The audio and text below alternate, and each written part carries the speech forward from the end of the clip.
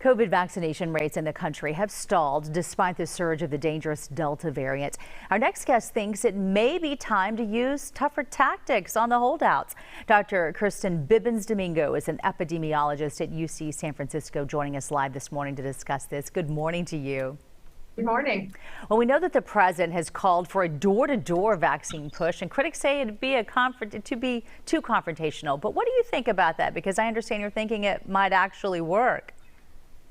Well, I think that we do need to get the word out to more people. We know that there are a lot of people on the fence. They want more information. They want it from people who they know and trust. And I think those conversations can happen in doctors' offices, but they can also happen in community settings. And I think education from people who are trusted members of the community is an important part of getting the word out about vaccines. Now, how do you think the workplace plays a role in all of this? We've seen companies do everything from separating unvaccinated workers to making them wear a mask, where they feel a little pressure perhaps because they don't want to feel different than their colleagues who've been vaccinated. Do you feel like the workplace could be a place that might more highly encourage people to get the vaccine?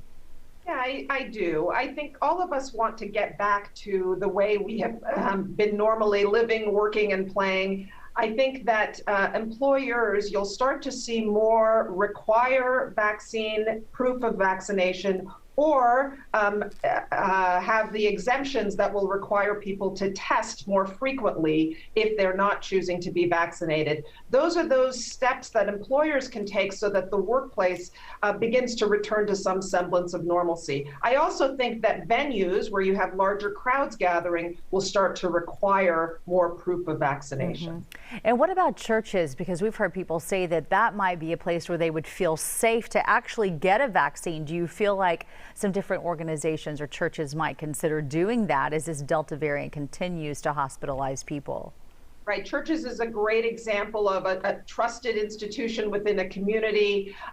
Having vaccinations at churches, we know, has been highly effective because people learn from others that they trust. They get vaccinated in a more communal setting that is familiar. It is also the case that we know that the way people gather in churches, the way we want to gather in churches, also carries some higher risk while there's a lot of virus around. So it makes sense that churches could be pivotal in this type of campaign. And all we have to do is, at this point, is rely on what doctors are telling us about the safety of the vaccine, which they tell us for the majority of people it is safe, and they tell us that the majority of people coming into the hospital and dying do not have a vaccine.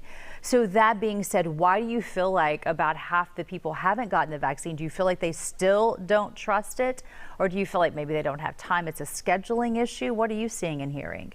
Right. We know that access for some people with less resources, still remains an issue. We know that people are on the fence. It's actually young people, for example, in many states who are the group that are least likely to be vaccinated. And I think many young people just don't think of themselves at risk.